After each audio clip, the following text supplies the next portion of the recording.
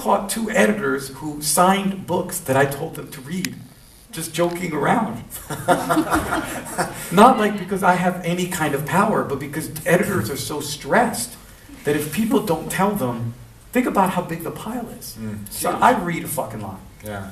You know, I don't read as much as some of you people, I'm sure. But for Americans, I read a lot. And 2 books a year. yeah, Sometimes 3. sometimes, and none of them a translation. But I think that might also explain why I don't write. I mean, listen, I don't care how many times a writer tells me they love reading. If you're publishing a book a year or a book every 2 years, you don't love reading, you love writing. And that's okay. Doesn't mean you're a bad person. Because I fucking love reading. Do you know what I mean? Like this is not just boasting.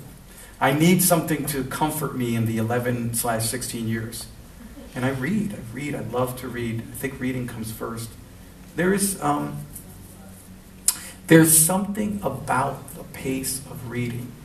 And there's something about how literature is currently conceived approximates another human subjectivity.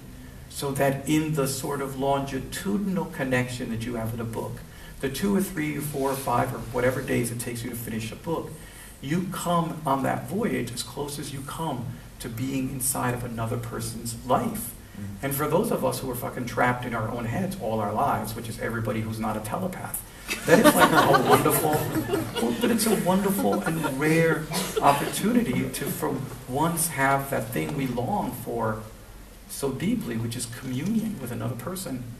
You know, love comes as close as we can, but besides love, there's art. And so I guess part of the reading comes from this insatiable desire I have to, like, I enjoy that. I think that when I'm in contact with another person, close for 3, 4, 5, 6, 7 days, I see parts of myself that I don't see, and I get to deliberate as a human being in ways that nothing else allows me to deliberate. You know? Do you feel expanded?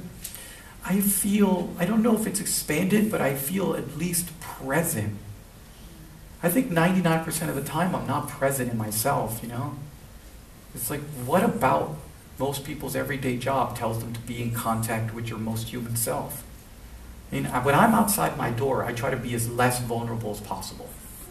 It's better to live your life if you're not walking around vulnerable all the time.